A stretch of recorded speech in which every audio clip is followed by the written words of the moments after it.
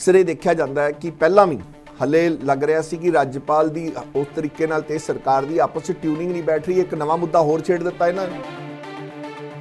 ਪਹਿਲਾਂ ਵੀ ਤੁਸੀਂ ਚੰਡੀਗੜ੍ਹ ਦੇ ਵਿੱਚ ਦੇਖੋ, ਪਹਿਲਾਂ ਚੰਡੀਗੜ੍ਹ ਦੇ ਏਡੀਸੀ ਇਹਨਾਂ ਨੇ ਹਟਾਤੇ, ਉਹ ਹਰਿਆਣੇ ਵਾਲੇ ਲਾਤੇ। ਫਿਰ ਸੈਕੰਡਲੀ ਸਰ ਜਿੰਨਾ ਵੀ ਡੈਨਿਪਸ ਕੈਡਰ ਆ, ਇਹ ਜਿਹੜਾ ਦਿੱਲੀ ਦਾ ਕੈਡਰ ਆ, ਉਹਨੂੰ ਚੰਡੀਗੜ੍ਹ ਦੇ ਉੱਤੇ ਥੋਪਿਆ ਜਾ ਰਿਹਾ।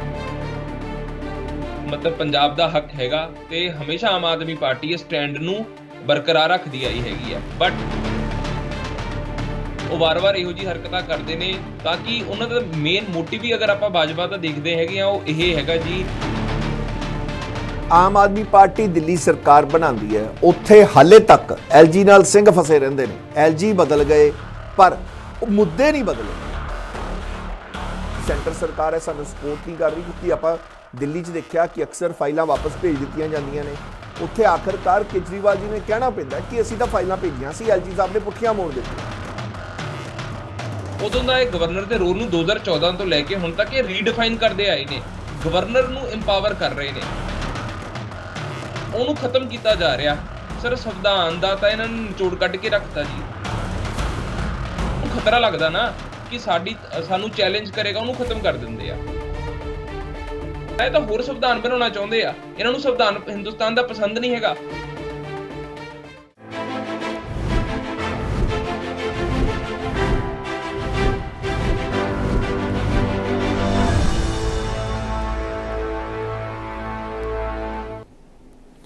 ਨਮਸਕਾਰ, ਸਤਿ ਸ੍ਰੀ ਅਕਾਲ। ਮੈਂ ਹਾਂ ਸੁਰਿੰਦਰ ਸਿੰਘ ਤੇ ਤੁਸੀਂ ਵੇਖ ਰਹੇ ਹੋ ਨਜ਼ਰੀਆ ਬਿਯੋਂਡ ਦਾ ਵੇ। ਇੱਕ ਵਾਰ ਫਿਰ ਰਾਜਪਾਲ ਨਾਲ ਤੇ ਪੰਜਾਬ ਸਰਕਾਰ ਦੀ ਆਪਸ ਦੇ ਵਿੱਚ ਠਣਕ ਗਈ ਹੈ। ਠਣਕੀ ਦਾ ਕਾਰਨ ਕੀ ਹੈ ਕਿ ਪੰਜਾਬ ਕੈਡਰ ਤੋਂ ਐਸਐਸਪੀ ਚੰਡੀਗੜ੍ਹ ਸੀਗੇ ਕੁਲਦੀਪ ਚਹਿਲ ਜੀ ਨੂੰ ਫਾਰਗ ਕਰ ਦਿੱਤਾ ਗਿਆ ਤੇ ਹਰਿਆਣਾ ਕੈਡਰ ਦੀ ਮਨੀਸ਼ਾ ਚੌਧਰੀ ਨੂੰ ਐਸਐਸਪੀ ਥੋਪਿਆ ਗਿਆ। ਤੇ ਹੁਣ ਉਸ ਤੇ ਆਮ ਆਦਮੀ ਪਾਰਟੀ ਤੇ ਭਗਵੰਤ ਮਾਨ ਦੋਨਾਂ ਨੇ ਨਾਰਾਜ਼ਗੀ ਜ਼ਾਹਿਰ ਕੀਤੀ ਹੈ। ਇਸੇ ਮੁੱਦੇ ਤੇ ਅੱਜ ਅਸੀਂ ਚਰਚਾ ਕਰਾਂਗੇ ਕਿ ਉਹ ਨਾਰਾਜ਼ਗੀ ਦੀ ਵਜ੍ਹਾ ਕੀ ਹੈ ਤੇ ਸਾਡੇ ਨਾਲ ਜੁੜਨਗੇ ਆਮ ਆਦਮੀ ਪਾਰਟੀ ਦੇ ਆਗੂ ਗਗਨਦੀਪ ਸਿੰਘ ਜੀ। ਆਓ ਉਹਨਾਂ ਦਾ ਸਵਾਗਤ ਕਰ ਲੈਂਦੇ। ਸਤਿ ਸ਼੍ਰੀ ਅਕਾਲ ਗਗਨ ਜੀ। ਸਤਿ ਸ਼੍ਰੀ ਅਕਾਲ ਸਰ। ਗਗਨ ਜੀ, ਮੁੱਦਾ ਕੀ ਹੈ ਕਿ ਵਾਕਈ ਮਤਲਬ ਜਿਵੇਂ ਹੁਣ ਅਕਸਰ ਇਹ ਦੇਖਿਆ ਜਾਂਦਾ ਹੈ ਕਿ ਪਹਿਲਾਂ ਵੀ ਹਲੇ ਲੱਗ ਰਿਹਾ ਸੀ ਕਿ ਰਾਜਪਾਲ ਦੀ ਉਸ ਤਰੀਕੇ ਨਾਲ ਤੇ ਸਰਕਾਰ ਦੀ ਆਪਸ ਵਿੱਚ ਟਿਊਨਿੰਗ ਨਹੀਂ ਬੈਠ ਰਹੀ। ਇੱਕ ਨਵਾਂ ਮੁੱਦਾ ਹੋਰ ਛੇੜ ਦਿੱਤਾ ਇਹਨਾਂ ਨੇ। ਸਰ ਜੇ ਆਪਾਂ ਦੇਖਦੇ ਹਾਂ ਬੀਜੇਪੀ ਦੀ ਜਿਹੜੀ ਆਈਡੀਓਲੋਜੀ ਹੈ ਨਾ ਸਰ, ਉਹ ਐਂਟੀ ਸਟੇਟ ਹੈ, ਐਂਟੀ ਫੈਡਰਲ ਇਹਨਾਂ ਦੀ ਜਿਹੜੀ ਆਈਡੀਓਲੋਜੀ ਹੈਗੀ ਨੇ। ਪਹਿਲਾਂ ਵੀ ਤੁਸੀਂ ਚੰਡੀਗੜ੍ਹ ਦੇ ਵਿੱਚ ਦੇਖੋ, ਪਹਿਲਾਂ ਚੰਡੀਗੜ੍ਹ ਦੇ ਏਡੀਸੀ ਇਹਨਾਂ ਨੇ ਹਟਾਤੇ, ਉਹ ਹਰਿਆਣੇ ਵਾਲੇ ਲਾਤੇ। ਫਿਰ ਸੈਕੰਡਲੀ ਸਰ ਜਿੰਨਾ ਵੀ ਡੈਨਿਪਸ ਕੈਡਰ ਆ, ਇਹ ਜਿਹੜਾ ਦਿੱਲੀ ਦਾ ਕੈਡਰ ਆ, ਉਹਨੂੰ ਚੰਡੀਗੜ੍ਹ ਦੇ ਉੱਤੇ ਥੋਪਿਆ ਜਾ ਰਿਹਾ। BBMB ਦਾ ਤੁਸੀਂ ਕੇਸ ਦੇਖ ਲਓ। ਬਾਕੀ ਜਿੰਨੇ ਵੀ ਸਿਵਲ ਸਰਵੈਂਟਸ ਪੰਜਾਬ ਦੇ ਕੋਟੇ ਤੇ ਕੰਮ ਕਰਦੇ ਨੇ ਚੰਡੀਗੜ੍ਹ ਦੇ ਵਿੱਚ, ਉਹਨਾਂ ਨੂੰ ਜਲਦੀ ਪੰਜਾਬ ਵਿੱਚ ਭੇਜਿਆ ਜਾ ਰਿਹਾ ਹੈ। ਚੰਡੀਗੜ੍ਹ ਦੇ ਉੱਤੇ ਮਤਲਬ ਪੰਜਾਬ ਦਾ ਹੱਕ ਹੈਗਾ ਤੇ ਹਮੇਸ਼ਾ ਆਮ ਆਦਮੀ ਪਾਰਟੀ ਇਸ ਸਟੈਂਡ ਨੂੰ ਬਰਕਰਾਰ ਰੱਖਦੀ ਆਈ ਹੈਗੀ ਆ। ਬਟ ਭਾਜਪਾ ਨੂੰ ਬੇਸਿਕਲੀ ਪ੍ਰੋਬਲਮ ਇਹੀ ਆ ਕਿ ਉਹ ਸਟੇਟ ਦੇ ਰਾਈਟਸ ਨੂੰ ਕਰਟੇਲ ਕਰਨਾ ਚਾਹੁੰਦੀ ਆ, ਉਹਨੂੰ ਡਿਸੂਏਡ ਕਰਨਾ ਚਾਹੁੰਦੀ ਆ, ਸਟਾਪ ਕਰਨਾ ਚਾਹੁੰਦੀ ਆ। ਔਰ ਇਸੇ ਵਜ੍ਹਾ ਦੇ ਨਾਲ ਉਹ ਵਾਰ-ਵਾਰ ਇਹੋ ਜਿਹੀ ਹਰਕਤਾਂ ਕਰਦੇ ਨੇ ਤਾਂ ਕਿ ਉਹਨਾਂ ਦਾ ਮੇਨ ਮੋਟਿਵ ਹੀ ਅਗਰ ਆਪਾਂ ਭਾਜਪਾ ਦਾ ਦੇਖਦੇ ਹੈਗੇ ਆ, ਉਹ ਇਹ ਹੈਗਾ ਜੀ ਕਿ ਉਹ ਸਿਰਫ ਸੈਂਟਰਲ ਫਾਰਮ ਆਫ ਗਵਰਨਮੈਂਟ ਚਾਹੁੰਦੇ ਆ, ਟੋਟਲ ਸੈਂਟਰਲਾਈਜੇਸ਼ਨ ਕਰਨਾ ਚਾਹੁੰਦੇ ਆ। ਐਂਡ ਦੇ ਡੋਂਟ ਬਿਲੀਵ ਇਨ ਡੀਸੈਂਟਰਲਾਈਜੇਸ਼ਨ। ਲੋਕਤੰਤਰ ਜਿਹੜਾ ਸਿਸਟਮ ਹੈਗਾ ਉਹਨੂੰ ਖਤਮ ਕਰਨਾ ਚਾਹੁੰਦੇ ਆ। ਬੇਸਿਕਲੀ ਇਹ ਉਹਨਾਂ ਦਾ ਸਿਸਟਮ ਹੈ ਭਾਜਪਾ ਦਾ। ਪਰ ਗਗਨ ਜੀ, ਇੱਕ ਦੇਖੋ ਵੀ ਆਮ ਆਦਮੀ ਪਾਰਟੀ ਦਿੱਲੀ ਸਰਕਾਰ ਬਣਾਉਂਦੀ ਹੈ, ਉੱਥੇ ਹਾਲੇ ਤੱਕ ਐਲਜੀ ਨਾਲ ਸਿੰਘ ਫਸੇ ਰਹਿੰਦੇ ਨੇ। ਐਲਜੀ ਬਦਲ ਗਏ ਪਰ ਉਹ ਮੁੱਦੇ ਨਹੀਂ ਬਦਲੇ। ਉਸੇ ਤਰੀਕੇ ਨਾਲ ਉਹ ਸਭ ਚੀਜ਼ਾਂ ਚੱਲਦੀਆਂ। ਆਮ ਆਦਮੀ ਪਾਰਟੀ ਹਮੇਸ਼ਾ ਆਰੋਪ ਲਾ ਦਿੰਦੀ ਹੈ ਕਿ ਐਲਜੀ ਨਾਲ, ਤੇ ਲੱਗਦਾ ਵੀ ਹੈ ਕਿਉਂਕਿ ਚਿੱਠੀਆਂ ਦਾ ਦੌਰ ਚੱਲਦਾ ਹੈ ਤੇ ਮੀਡੀਆ ਦੇ ਵਿੱਚ ਵੀ ਸਾਹਮਣੇ ਸਮਝ ਆਉਂਦੀ ਹੈ ਕਿ ਐਲਜੀ ਨਾਲ ਉਸ ਤਰੀਕੇ ਨਾਲ ਆਮ ਆਦਮੀ ਪਾਰਟੀ ਦੀ ਨਹੀਂ ਬਣਦੀ। ਹੁਣ ਪੰਜਾਬ ਦੇ ਵਿੱਚ ਆਪਾਂ ਗੱਲ ਕਰੀਏ, ਪੰਜਾਬ ਦੇ ਵਿੱਚ ਵੀ ਇਹ ਪਹਿਲੀ ਵਾਰ ਨਹੀਂ, ਇੱਥੇ ਵੀ ਉਸੇ ਤਰੀਕੇ ਨਾਲ ਖਿੱਚਤਾਨ ਚੱਲ ਰਹੀ ਹੈ। ਇਹਨੂੰ ਕਿਵੇਂ ਦੇਖਦੇ ਹੋ ਕਿ ਦਿੱਲੀ ਦੇ ਵਿੱਚ ਤੇ ਇੱਥੇ ਕੀ ਹੁਣ ਲੋਕਾਂ ਨੂੰ ਕੀ ਕਹਾਂਗੇ ਆਪਾਂ ਕਿ ਲੋਕਾਂ ਨੇ ਤਾਂ ਕਿਉਂਕਿ ਕੰਮ ਦੇਖਣੇ ਨੇ, ਕੀ ਹੁਣ ਇੱਕ ਮੁੱਦਾ ਤਾਂ ਨਹੀਂ ਕਿ ਹਾਂ ਇੱਥੇ ਵੀ ਪੰਜਾਬ ਸਰਕਾਰ ਵੀ ਮਤਲਬ ਜਿਹੜੀ ਸੈਂਟਰ ਸਰਕਾਰ ਹੈ ਸਾਨੂੰ ਸਪੋਰਟ ਨਹੀਂ ਕਰ ਰਹੀ, ਕਿਉਂਕਿ ਆਪਾਂ ਦਿੱਲੀ 'ਚ ਦੇਖਿਆ ਕਿ ਅਕਸਰ ਫਾਈਲਾਂ ਵਾਪਸ ਭੇਜ ਦਿੱਤੀਆਂ ਜਾਂਦੀਆਂ ਨੇ। ਉੱਥੇ ਆਖਰਕਾਰ ਕੇਜਰੀਵਾਲ ਜੀ ਨੇ ਕਹਿਣਾ ਪੈਂਦਾ ਕਿ ਅਸੀਂ ਤਾਂ ਫਾਈਲਾਂ ਭੇਜੀਆਂ ਸੀ, ਐਲਜੀ ਸਾਹਿਬ ਨੇ ਪੁੱਠੀਆਂ ਮੋੜ ਦਿੱਤੀਆਂ। ਇੱਥੇ ਕਿਸ ਤਰੀਕੇ ਨਾਲ ਦੇਖਦੇ ਹੋ? ਸਰ ਜੇ ਤੁਸੀਂ ਪਾਰਲੀਮੈਂਟਰੀ ਫਾਰਮ ਆਫ ਗਵਰਨਮੈਂਟ ਨੂੰ ਸਮਝਦੇ ਹੋ ਤੇ ਸਰ ਉਹਦੇ ਵਿੱਚ ਦੋ ਤਰ੍ਹਾਂ ਦੇ ਹੈੱਡ ਹੁੰਦੇ ਨੇ, ਇੱਕ ਡੀ ਜੂਰੇ ਹੈੱਡ ਰਹਿੰਦਾ ਤੇ ਇੱਕ ਡੀ ਫੈਕਟੋ ਹੈੱਡ ਰਹਿੰਦਾ। ਹੂੰ ਸੋ ਕਿਸੇ ਵੀ ਸਟੇਟ ਦਾ ਜਿਹੜਾ ਡੀ ਫੈਕਟੋ ਹੈੱਡ ਹੁੰਦਾ, ਡੀ ਫੈਕਟੋ ਦਾ ਮਤਲਬ ਜਿਹੜਾ ਰੀਅਲ ਹੈੱਡ ਹੈ। ਰੀਅਲ ਹੈੱਡ ਬੰਦਾ ਕਿਵੇਂ ਬਣਦਾ ਸਰ? ਜਿਵੇਂ ਲੋਕਾਂ ਨੇ ਐਮਐਲਏ ਨੂੰ ਵੋਟ ਪਾਇਆ, ਠੀਕ ਹੈ ਨਾ, ਹੂੰ ਐਮਐਲਏ ਤੋਂ ਫਿਰ ਬਾਅਦ ਚੋਂ ਸਰਕਾਰ ਬਣੀ, ਜਿਹੜੀ ਪਾਰਟੀ ਨੂੰ ਬਹੁਮਤ ਮਿਲਦਾ ਉਹ ਸਰਕਾਰ ਬਣਾਉਂਦੇ ਆ।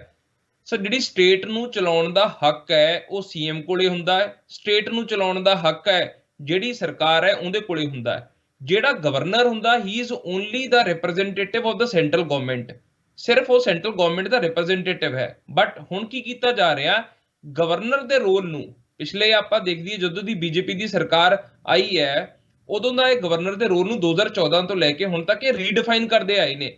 ਗਵਰਨਰ ਨੂੰ ਇੰਪਾਵਰ ਕਰ ਰਹੇ ਨੇ, ਬੇਸਿਕਲੀ ਗਵਰਨਰ ਨੂੰ ਇੰਪਾਵਰ ਨਹੀਂ ਕਰ ਰਹੇ ਇਹ ਸਰ। ਜਿਹੜੀ ਪਾਰਲੀਮੈਂਟਰੀ ਫਾਰਮ ਆਫ ਗਵਰਨਮੈਂਟ ਹੈ ਨਾ ਸਾਡੀ, ਉਹਨੂੰ ਖਤਮ ਕਰਨ ਦੀ ਕੋਸ਼ਿਸ਼ ਕਰ ਰਹੇ ਨੇ, ਲੋਕਤੰਤਰ ਨੂੰ ਖਤਮ ਕਰਨ ਦੀ ਕੋਸ਼ਿਸ਼ ਕੀਤੀ ਜਾ ਰਹੀ ਹੈ। ਤੇ ਦੂਜਾ ਸੰਘੀ ਢਾਂਚੇ ਨੂੰ, ਜਿਹੜਾ ਫੈਡਰਲਿਜ਼ਮ ਹੈ, ਉਹਨੂੰ ਖਤਮ ਕੀਤਾ ਜਾ ਰਿਹਾ। ਸਰ ਸੰਵਿਧਾਨ ਦਾ ਤਾਂ ਇਹਨਾਂ ਨੇ ਨਿਚੋੜ ਕੱਢ ਕੇ ਰੱਖਤਾ ਜੀ, ਸੰਵਿਧਾਨ ਨੂੰ ਇਹ ਕੁਝ ਮੰਨਦੇ ਨਹੀਂਗੇ। ਇਹਨਾਂ ਨੇ ਜਿੰਨੇ ਵੀ ਕਨਸਟੀਟਿਊਸ਼ਨਲ ਇੰਸਟੀਟਿਊਸ਼ਨ ਸੀਗੇ ਜਿਹੜੇ ਸਟਰੋਂਗ ਸੀ, ਜਿਹੜੇ ਕਿ ਆਪਣੇ ਰਾਈਟਸ ਨੂੰ ਪ੍ਰੋਟੈਕਟ ਕਰਦੇ ਲੋਕਾਂ ਦੇ ਨੂੰ, ਤੁਸੀਂ ਇਲੈਕਸ਼ਨ ਕਮਿਸ਼ਨ ਦੇਖ ਲਓ। ਇਲੈਕਸ਼ਨ ਕਮਿਸ਼ਨ ਦੇ ਵਿੱਚ ਇਹਨਾਂ ਨੇ ਕੀ ਕੀਤਾ, ਇੱਕੋ ਦਮ ਅਪਾਇੰਟਮੈਂਟ ਕਰਤੀ ਇਲੈਕਸ਼ਨ ਕਮਿਸ਼ਨ ਦੇ ਵਿੱਚ, ਕੋਈ ਇਹਨਾਂ ਨੇ ਪ੍ਰੋਸੀਜਰ ਫੋਲੋ ਨਹੀਂ ਕੀਤਾ, ਕੁਝ ਨਹੀਂ ਫੋਲੋ ਕੀਤਾ। ਫਿਰ ਤੁਸੀਂ ਚੀਫ ਇਨਫੋਰਮੇਸ਼ਨ ਕਮਿਸ਼ਨਰ ਦਾ ਆਫਿਸ ਦੇਖ ਲਓ, ਇਹਨਾਂ ਨੇ 2017 ਦੇ ਵਿੱਚ ਉਹ ਇਹਨਾਂ ਨੇ ਖਤਮ ਕਰਕੇ ਰੱਖਤਾ। ਪਹਿਲਾਂ ਚੀਫ ਇਨਫੋਰਮੇਸ਼ਨ ਕਮਿਸ਼ਨਰ ਦੀ ਜਿਹੜੀ ਤਾਕਤਾਂ ਨੇ ਚੀਫ ਇਲੈਕਸ਼ਨ ਕਮਿਸ਼ਨਰ ਦੇ ਬਰਾਬਰ ਹੁੰਦੀਆਂ ਸੀਗੀਆਂ, ਉਹ ਇਹਨਾਂ ਨੇ ਕਰਟੇਲ ਕਰਤੀਆਂ, ਉਹਨਾਂ ਨੂੰ ਖਤਮ ਕਰਤਾ। ਅੱਜ ਦੀ ਡੇਟ ਦੇ ਵਿੱਚ ਕਿਉਂ ਕੀਤਾ? ਜਿਹੜੇ ਵੀ ਇੰਸਟੀਟਿਊਸ਼ਨ ਤੋਂ ਇਹਨਾਂ ਨੂੰ ਖਤਰਾ ਲੱਗਦਾ ਨਾ ਕਿ ਸਾਨੂੰ ਚੈਲੰਜ ਕਰੇਗਾ, ਉਹਨੂੰ ਖਤਮ ਕਰ ਦਿੰਦੇ ਆ। ਚੀਫ ਇਨਫੋਰਮੇਸ਼ਨ ਕਮਿਸ਼ਨਰ ਨੂੰ ਕਿਉਂ ਕੀਤਾ ਇਹਨਾਂ ਨੇ? ਲੋਕ ਪੁੱਛਦੇ ਸੀ ਮੋਦੀ ਜੀ ਨੇ ਡਿਗਰੀਆਂ ਕਿੱਥੋਂ ਕੀਤੀਆਂ, ਠੀਕ ਹੈ ਨਾ, ਮੋਦੀ ਜੀ ਕਿੱਥੇ ਪੜ੍ਹੇ ਨੇ, ਇਹਨੂੰ ਡਰ ਲੱਗਣ ਲੱਗ ਗਿਆ ਕਿ ਲੋਕ ਇੰਨੇ ਸਵਾਲ ਪੁੱਛਦੇ ਆ। ਤੇ ਚੀਫ ਇਨਫੋਰਮੇਸ਼ਨ ਕਮਿਸ਼ਨਰ ਇਹਨਾਂ ਨੂੰ ਪੁੱਛਦਾ ਸੀ, ਦੱਸੋ ਜੀ ਅਸੀਂ ਕੀ ਜਵਾਬ ਦਈਏ? ਜਵਾਬ ਕੀ ਦੇਣੇ ਨੇ ਜੀ, ਸਾਰੇ ਝੂਠ ਨੇ ਉਹ। ਤੇ ਉਸ ਤੋਂ ਬਾਅਦ ਦੇ ਵਿੱਚ ਇਹਨਾਂ ਨੇ 2018 ਦੇ ਵਿੱਚ ਚੀਫ ਇਨਫੋਰਮੇਸ਼ਨ ਕਮਿਸ਼ਨਰ ਨੂੰ ਖਤਮ ਕਰਤਾ, ਫਿਰ ਇਹਨਾਂ ਨੇ ਇਲੈਕਸ਼ਨ ਕਮਿਸ਼ਨ ਨੂੰ ਖਤਮ ਕਰਤਾ। ਹੁਣ ਇਹ ਜੁਡੀਸ਼ਰੀ ਦੇ ਪਿੱਛੇ ਪਏ ਹੋਏ ਨੇ। ਰੋਜ਼ ਇਹਨਾਂ ਦੀ ਸਟੇਟਮੈਂਟਾਂ ਆਉਂਦੀਆਂ, ਕਿਰਨ ਰਿਜੀਜੂ ਜੀ ਦੀਆਂ ਸਟੇਟਮੈਂਟਾਂ ਆਉਂਦੀਆਂ, ਉਹ ਕਹਿੰਦੇ ਜਿਹੜਾ ਕਲੀਜੀਅਮ ਸਿਸਟਮ ਹੈਗਾ ਉਹ ਸਿਸਟਮ ਸਹੀ ਨਹੀਂ ਹੈਗਾ, ਇਹ ਜੁਡੀਸ਼ਰੀ ਦੇ ਵਿੱਚ ਵੀ ਇੰਟਰਫੇਰੈਂਸ ਕਰ ਰਹੇ ਨੇ, ਔਰ ਸਰ ਗਵਰਨਰ ਦੇ ਵਿੱਚ ਵੀ। ਇਹ ਸਰ ਮਤਲਬ ਸਿਰਫ ਆਮ ਆਦਮੀ ਪਾਰਟੀ ਨਾਲ ਇਹਨੂੰ ਆਪਾਂ ਨਾ ਲਾ ਕੇ ਚੱਲੀਏ, ਇਹ ਜਿਹੜੀ ਬੀਜੇਪੀ ਹੈ, ਜਿਹੜੀ ਸੰਘ ਦੀ ਆਈਡੀਓਲੋਜੀ ਹੈ, ਐਂਟੀ ਕਨਸਟੀਟਿਊਸ਼ਨਲ ਹੈ, ਤਾਂ ਹੋਰ ਸੰਵਿਧਾਨ ਬਣਾਉਣਾ ਚਾਹੁੰਦੇ ਆ। ਇਹਨਾਂ ਨੂੰ ਸੰਵਿਧਾਨ ਹਿੰਦੁਸਤਾਨ ਦਾ ਪਸੰਦ ਨਹੀਂ ਹੈਗਾ। ਇਹ ਸਰ ਇੱਥੇ ਅਥਾਰਟੇਰੀਅਨ ਸਿਸਟਮ ਐਸਟੈਬਲਿਸ਼ ਕਰਨਾ ਚਾਹੁੰਦੇ ਆ। ਦੇ basically don't believe in the fundamental principals of democracy. Gagan ਜੀ ਬਿਲਕੁਲ ਗੱਲ ਤੁਹਾਡੀ ਆਵਾਜ਼ ਹੈ, ਮੰਨ ਸਕਦੇ ਆ ਵੀ ਬਿਲਕੁਲ ਜੋ ਤੁਸੀਂ ਕਹਿ ਰਹੇ ਹੋ ਬਿਲਕੁਲ ਸਹੀ ਹੈ। ਪਰ ਇੱਕ ਪਾਸੇ ਗੁਜਰਾਤ ਦੇ ਜੇ ਆਪਾਂ ਉਸ ਤੋਂ ਬਾਅਦ ਕਿ ਅਗਰ ਇੰਨਾ ਸਭ ਕੁਝ ਚੱਲ ਰਿਹਾ ਹੈ ਗੁਜਰਾਤ ਦੇ ਵਿੱਚ, ਫਿਰ ਇੰਨਾ ਬਹੁਮਤ ਲੈ ਜਾਣਾ, ਰਿਕਾਰਡ ਹਾਸਲ ਕਰ ਲੈਣਾ ਭਾਜਪਾ ਨੂੰ ਉਸ ਤਰੀਕੇ ਨਾਲ, ਕੀ ਇਹ ਮੋਦੀ ਫੈਕਟਰ ਜਿਹੜਾ ਹੈ, ਹਾਲਾਂਕਿ ਸਵਾਲ ਵਾਕਈ, ਹਾਲਾਂਕਿ ਮਹਿੰਗਾਈ ਦਾ ਮੁੱਦਾ, ਕੀ ਵਿਰੋਧੀਆਂ ਉਸ ਤਰੀਕੇ ਨਾਲ ਮੁੱਦਾ ਨਹੀਂ ਚੱਕ ਪਾ ਰਹੀਆਂ, ਲੋਕਾਂ ਤੱਕ ਨਹੀਂ ਪਹੁੰਚ ਪਾ ਰਹੀਆਂ? ਕਿਉਂਕਿ ਲੋਕ ਹਾਲੇ ਤੱਕ ਜਿੰਨੀਆਂ ਵੀ ਚੋਣਾਂ ਨੇ, ਤੇ ਇਹ ਵੀ ਆਪਾਂ ਤੁਸੀਂ ਵੀ ਤਸਦੀਕ ਕਰੋਗੇ ਕਿ ਜੋ ਇਸ ਟਾਈਮ ਹਾਲਾਤ ਨੇ 2024 ਦੀਆਂ ਚੋਣਾਂ ਦੇਖ ਕੇ, ਹਾਲੇ ਵੀ ਅਗਰ ਅੱਜ ਜੇ ਚੋਣਾਂ ਕਰਾਈਆਂ ਜਾਣ ਤਾਂ ਭਾਜਪਾ ਦਾ ਪਲੜਾ ਭਾਰੀ ਹੈ। ਕੀ ਮੁੱਦੇ ਨੇ ਜਿਹੜੇ ਉਸ ਤੋਂ ਜਿਹੜੇ ਵਿਰੋਧੀ ਦਲ ਨੇ, ਉਹ ਕੀ ਬਾਕੀ ਪਾਰਟੀਆਂ ਮੁੱਦੇ ਲੋਕਾਂ ਤੱਕ ਨਹੀਂ ਲੈ ਕੇ ਜਾ ਰਹੀ? ਕਿਉਂਕਿ ਮਹਿੰਗਾਈ ਦਾ ਮੁੱਦਾ ਸਭ ਤੋਂ ਵੱਡਾ ਹੈ, ਪਰ ਲੋਕਾਂ ਤੱਕ ਨਹੀਂ ਪਹੁੰਚ ਪਾ ਰਿਹਾ। ਤੁਸੀਂ ਦੇਖਿਆ ਵੀ ਇਸੇ ਦਾ ਨਤੀਜਾ ਤੁਸੀਂ ਦੇਖੋ ਵੀ 156 ਸੀਟਾਂ ਲੈਣੀਆਂ ਕੋਈ ਛੋਟੀ ਗੱਲ ਨਹੀਂ ਗੁਜਰਾਤ ਦੇ ਵਿੱਚ ਜੀ। ਸਰ ਗੁਜਰਾਤ ਦਾ ਜਿਹੜਾ ਸੀਨ ਹੈਗਾ ਉਹ ਅਲੱਗ ਸੀਨ ਹੈ। ਜੇ ਤੁਸੀਂ ਓਵਰਆਲ ਮੈਚ ਨੂੰ ਦੇਖਦੇ ਹੋ ਸਰ, 3 ਮੈਚ ਖੇਡੇ ਗਏ ਨੇ ਸਰ, ਠੀਕ ਹੈ ਨਾ। ਤਿੰਨਾਂ ਦੇ ਵਿੱਚੋਂ ਬੀਜੇਪੀ ਦੀ ਸਰਕਾਰ ਜਿਹੜੀ ਹੈ 2 ਮੈਚ ਹਾਰ ਗਈ ਹੈ। ਇੱਕ ਤਾਂ ਦਿੱਲੀ ਦਾ ਐਮਸੀਡੀ ਦਾ ਮੈਚ ਹਾਰ ਗਈ ਹੈ, ਦੂਜਾ ਇਹ ਹਿਮਾਚਲ ਦਾ ਮੈਚ ਹਾਰ ਗਏ ਨੇ, ਐਂਡ ਤੀਜਾ ਜਿਹੜਾ ਸਰ ਇਹ ਮੈਚ ਜਿੱਤਿਆ ਇਹਨਾਂ ਨੇ ਬੀਜੇਪੀ ਨੇ ਗੁਜਰਾਤ ਦੇ ਵਿੱਚ, ਉਹ ਸਰ ਇਹਨਾਂ ਦਾ ਗੜ ਰਿਹਾ ਬੜੇ ਸਾਲਾਂ ਤੋਂ ਡਰਾਉਣ ਵਾਲਾ। ਇਸ ਤੇ ਇੱਕ ਟਿੱਪਣੀ ਹੋਰ ਉਹ ਵੀ ਨਾਲ ਐਡ ਕਰ ਦੇਣਾ ਗਗਨ ਜੀ। ਹੁਣ ਆਜਮਗੜ੍ਹ ਵਾਲੇ ਪਾਸੇ ਜੇ ਚੱਲੀਏ, ਉੱਥੇ ਦੇਖੋ ਮੁਸਲਿਮ ਇਲਾਕਾ, ਰਾਮਪੁਰ ਦੇ ਇਲੈਕਸ਼ਨ ਹੁੰਦੇ ਨੇ, ਉੱਥੇ ਸਕਸੇਨਾ ਜੀ ਭਾਜਪਾ ਵਾਲੇ ਜਿੱਤ ਜਾਂਦੇ ਨੇ। ਉਹ ਵੀ ਤਾਂ ਗੜ ਤੁਸੀਂ ਦੇਖੋ ਵੀ ਗੜ ਕਿਤੇ ਨਾ ਕਿਤੇ, ਮੈਂ ਕਹਿਣਾ ਚਾਹ ਰਿਹਾ ਕਿ ਉੱਥੇ ਜਿੱਥੇ ਜਾ ਰਹੇ ਨੇ, ਜਿੱਥੇ ਜੋ ਚਾਹੁੰਦੇ ਨੇ ਉਸੇ ਤਰੀਕੇ ਨਾਲ ਉਹ ਨਤੀਜੇ ਲੈ ਆਉਂਦੇ ਨੇ। ਕੀ ਉਹ ਰੂਟ ਲੈਵਲ ਤੇ ਜ਼ਿਆਦਾ ਕੰਮ ਕਰ ਰਹੇ ਨੇ? ਕੀ ਲੋਕਾਂ ਦੇ ਜਿਹੜੇ ਮੁੱਦੇ ਨੇ ਉਹੀ ਹੈ ਵੀ ਮੁੱਦੇ ਜਿਹੜੇ ਬਾਹਰ ਹੀ ਨਹੀਂ ਆਉਂਦੇ ਰਹੇ, ਉਸੇ ਦੀ ਤੁਸੀਂ ਟਿੱਪਣੀ ਕਰਨਾ ਜੀ। ਸਰ ਐਕਚੁਅਲੀ ਨਾ ਅਗਰ ਹਿੰਦੁਸਤਾਨ ਦੇ ਵਿੱਚ ਆਪਾਂ ਦੇਖੀਏ ਸਿਸਟਮ, ਇਲੈਕਸ਼ਨਾਂ ਦਾ ਸਿਸਟਮ ਹੈਗਾ ਜਿਹੜਾ, ਉਹ ਸਰ ਮਤਲਬ 2 ਤਰ੍ਹਾਂ ਦਾ ਇਲੈਕਸ਼ਨ ਦਾ ਸਿਸਟਮ ਹੈ ਦੁਨੀਆ ਭਰ ਦੇ ਵਿੱਚ। ਇੱਕ ਹੁੰਦਾ ਪ੍ਰੋਪੋਰਸ਼ਨਲ ਰਿਪਰੈਜ਼ੈਂਟੇਸ਼ਨ, ਔਰ ਦੂਜਾ ਸਿਸਟਮ ਹੁੰਦਾ ਫਸਟ ਪਾਸਟ ਦਾ ਪੋਸਟ ਸਿਸਟਮ। ਹਿੰਦੁਸਤਾਨ ਦੇ ਵਿੱਚ ਉਮੀਦਵਾਰ ਨੂੰ ਜਦੋਂ ਬਾਕੀ ਉਮੀਦਵਾਰਾਂ ਨਾਲੋਂ ਜ਼ਿਆਦਾ ਵੋਟਾਂ ਮਿਲ ਜਾਂਦੀਆਂ ਨੇ, ਆਪਾਂ ਉਹਨੂੰ ਜਿੱਤਿਆ ਘੋਸ਼ਿਤ ਕਰ ਦਿੰਨੇ ਆ। ਐਗਰੀਡ। ਜਿੱਤਿਆ ਘੋਸ਼ਿਤ ਹੁੰਦਾ, ਇਹਦਾ ਮਤਲਬ ਇਹ ਨਹੀਂ ਕਿ ਮੈਕਸਿਮਮ ਜਨਤਾ ਉਹਨਾਂ ਨੂੰ ਚਾਹੁੰਦੀ ਹੈ, ਕਿਉਂਕਿ ਬੀਜੇਪੀ ਦੇ ਅਗੇਂਸਟ ਜੇ ਆਪਾਂ ਸਰ ਦੂਜਾ ਇਲੈਕਸ਼ਨ ਵੀ ਲਾ ਕੇ ਦੇਖੀਏ, ਜਿਹੜਾ ਪੁਰਾਣਾ ਇਲੈਕਸ਼ਨ ਆਪਣੇ ਦੇ ਵਿੱਚ 2019 ਦੇ ਵਿੱਚ ਹੋਇਆ, ਉਸ ਇਲੈਕਸ਼ਨ ਦੇ ਵਿੱਚ ਵੀ ਬੀਜੇਪੀ ਨੂੰ 40-42% ਵੋਟਾਂ ਮਿਲੀਆਂ ਤੇ 60% ਵੋਟਾਂ ਤਕਰੀਬਨ ਇਹਨਾਂ ਦੇ ਅਗੇਂਸਟ ਸੀਗੀਆਂ। ਸਰ ਐਕਚੁਅਲੀ ਫਾਲਟ ਆਪਣੇ ਇੱਥੇ ਥੋੜਾ ਇਲੈਕਸ਼ਨ ਸਿਸਟਮ ਦਾ ਵੀ ਬਹੁਤ ਵੱਡਾ ਫਾਲਟ ਹੈ। ਜਿਸ ਤਰ੍ਹਾਂ ਦਾ ਆਪਾਂ ਸਿਸਟਮ ਰੱਖਿਆ ਹੋਇਆ, ਬਹੁਤ ਸਾਰੀ ਕਮੇਟੀਆਂ ਨੇ ਰਿਕਮੈਂਡੇਸ਼ਨ ਵੀ ਦਿੱਤੀ ਹੈ ਕਿ ਹਿੰਦੁਸਤਾਨ ਦੇ ਵਿੱਚ ਪ੍ਰਪੋਰਸ਼ਨਲ ਰਿਪਰੈਜ਼ੈਂਟੇਸ਼ਨ ਹੋਣਾ ਚਾਹੀਦਾ ਸਿਸਟਮ। ਜਿਵੇਂ ਦੇਖੋ ਗੁਜਰਾਤ ਦੇ ਵਿੱਚ ਹੁਣ ਆਮ ਆਦਮੀ ਪਾਰਟੀ ਨੂੰ 13% ਵੋਟਾਂ ਮਿਲੀਆਂ ਸਰ। ਸੋ 13% ਵੋਟਾਂ ਦੇ ਹਿਸਾਬ ਦੇ ਨਾਲ ਗੁਜਰਾਤ ਦੇ ਵਿੱਚ ਸਾਨੂੰ 13% ਸੀਟਾਂ ਉੱਥੋਂ ਦੀ ਲੈਜਿਸਲੇਟਿਵ ਅਸੈਂਬਲੀ 'ਚ ਮਿਲਣੀਆਂ ਚਾਹੀਦੀਆਂ ਸੀਗੀਆਂ, ਬਟ ਉਹ ਨਹੀਂ ਮਿਲਦੀਆਂ ਕਿਉਂਕਿ ਅਸੀਂ ਜਿਹੜਾ ਸਿਸਟਮ ਫੋਲੋ ਕਰ ਰਹੇ ਹਾਂ ਫਸਟ ਪਾਸਟ ਦਾ ਪੋਸਟ ਸਿਸਟਮ ਹੈ। ਸੋ ਉਹਦੇ ਵਿੱਚ ਸਿਰਫ ਫਸਟ ਆਉਣਾ ਜ਼ਰੂਰੀ ਹੈ, ਇਹ ਨਹੀਂ ਕਿ ਤੁਸੀਂ ਸਾਰਿਆਂ ਨੂੰ ਪਸੰਦ ਆਓ। ਕੁਝ ਚੰਦ ਹਿੱਸੇ ਚੰਦ ਲੋਕਾਂ ਨੂੰ ਵੀ ਪਸੰਦ ਬਣ ਕੇ ਵੀ ਤੁਸੀਂ ਜਿੱਤ ਜਾਂਦੇ ਹੋ। ਸਰ ਇਹ ਮਤਲਬ ਅਲੱਗ ਤਰ੍ਹਾਂ ਦਾ ਮਤਲਬ ਲੋਕਤੰਤਰ ਦਾ ਹਿੱਸਾ ਹੈਗਾ ਸਾਡੇ ਦਾ, ਬਟ ਇਹ ਰਿਫਾਈਨਡ ਫਾਰਮ ਆਫ ਲੋਕਤੰਤਰ ਮੈਂ ਨਹੀਂ ਕਹੂੰਗਾ ਇਹਨੂੰ। ਤੁਹਾਨੂੰ ਇਹਨੂੰ ਚੇਂਜ ਕਰਨਾ ਚਾਹੀਦਾ ਇਲੈਕਸ਼ਨ ਦੇ ਸਿਸਟਮ ਨੂੰ, ਤਾਂ ਕਿ ਤੁਹਾਨੂੰ ਰਿਐਲਿਟੀ ਪਤਾ ਲੱਗੇ।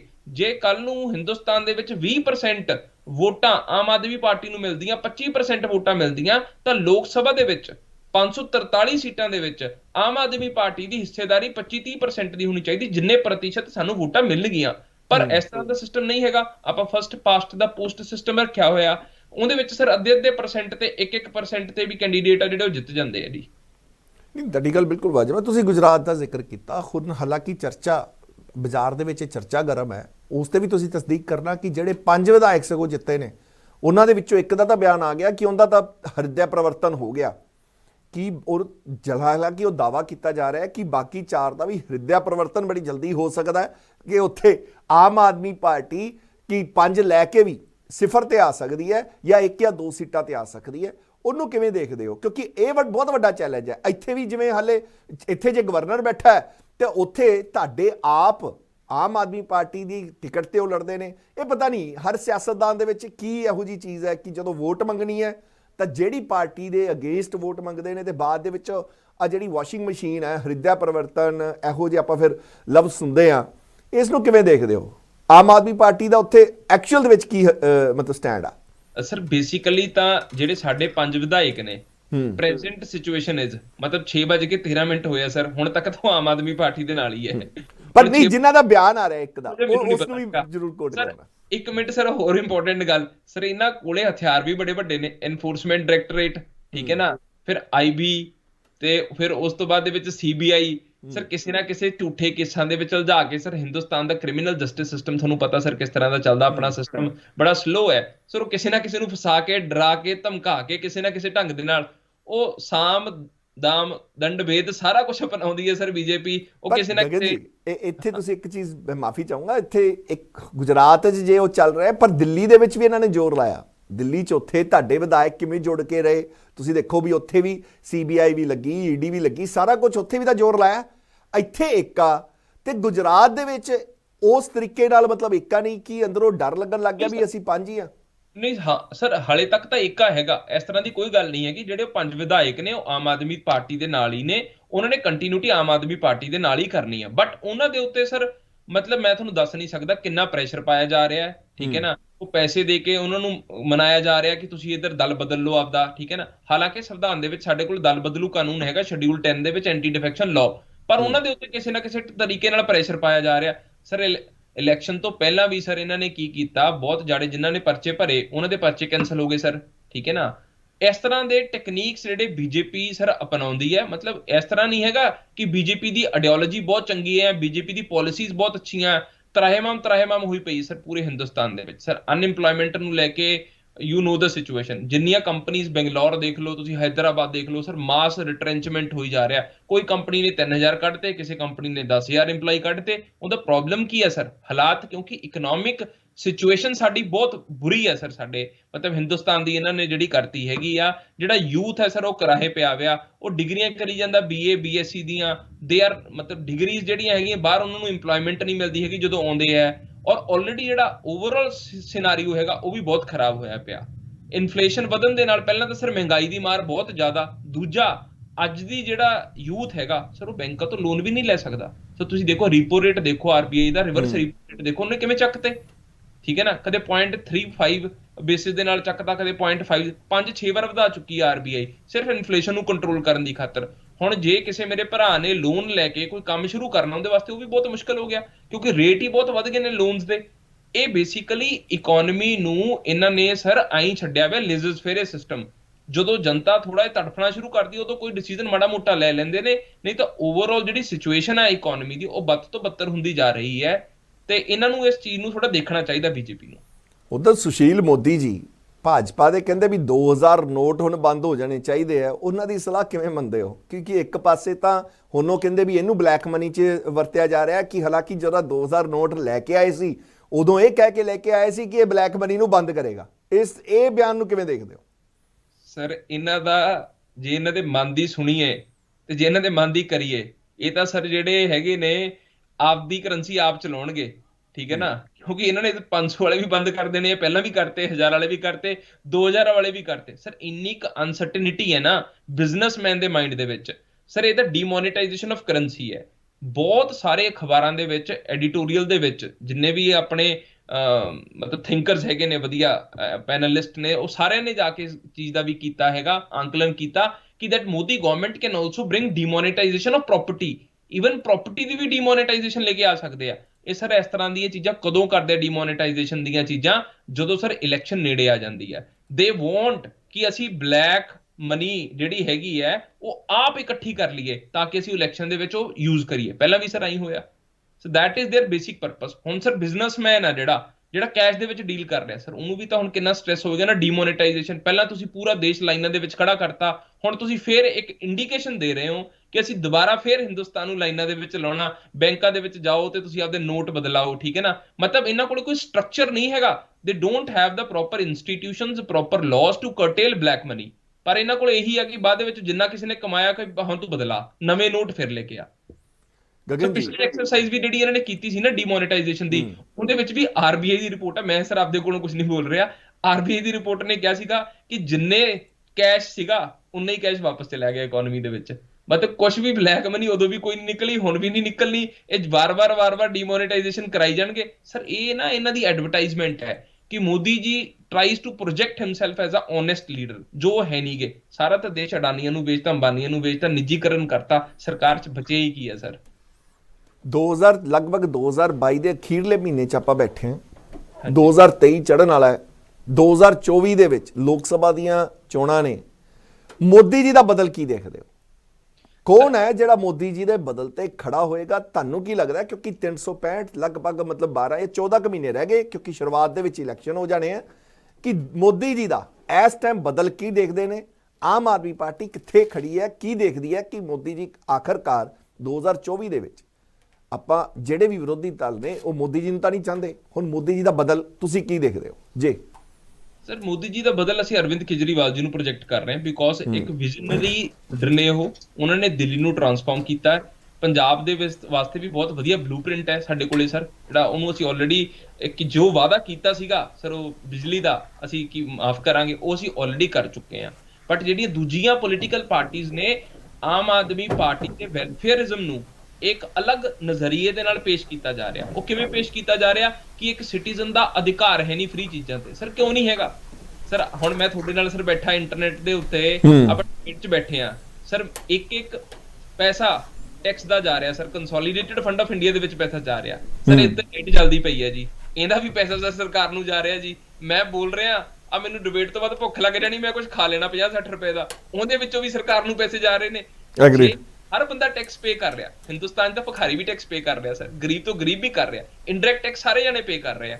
ਪਰ ਜਿਸ ਤਰੀਕੇ ਨਾਲ ਤੁਸੀਂ ਕਹਿ ਰਹੇ ਹੋ ਵੀ ਅਰਵਿੰਦ ਕੇਜਰੀਵਾਲ ਜੇ ਬਣ ਲਓ, ਆਪਾਂ ਥੋੜਾ ਜਿਹਾ ਪ੍ਰੈਕਟੀਕਲ ਗਰਾਊਂਡ ਤੇ ਆਈਏ ਕਿ ਅਰਵਿੰਦ ਕੇਜਰੀਵਾਲ ਜੀ ਨੂੰ ਜੇ ਬਦਲ ਵੀ ਸਮਝਦੇ ਆ, यूपी ਦੇ ਵਿੱਚ ਆਮ ਆਦਮੀ ਪਾਰਟੀ ਹਲੇ ਐਗਜ਼ਿਸਟ ਉਹਨਾਂ ਨਹੀਂ ਕਰ ਰਹੀ, ਬਿਹਾਰ ਦੇ ਵਿੱਚ ਨਹੀਂ ਕਰ ਰਹੀ, ਮਹਾਰਾਸ਼ਟਰ ਦੇ ਵਿੱਚ ਉਸ ਤਰੀਕੇ ਨਹੀਂ ਕਰ ਰਹੀ। ਇਹ 3-4 ਸੂਬੇ ਨੇ ਹਨਾ, ਬੰਗਾਲ ਦੇ ਵਿੱਚ ਇਹ ਸੂਬੇ ਉਹ ਨੇ ਕਿ ਜਿੱਥੋਂ ਰਾਹ ਆਂਦਾ ਲੋਕ ਸਭਾ ਦਾ।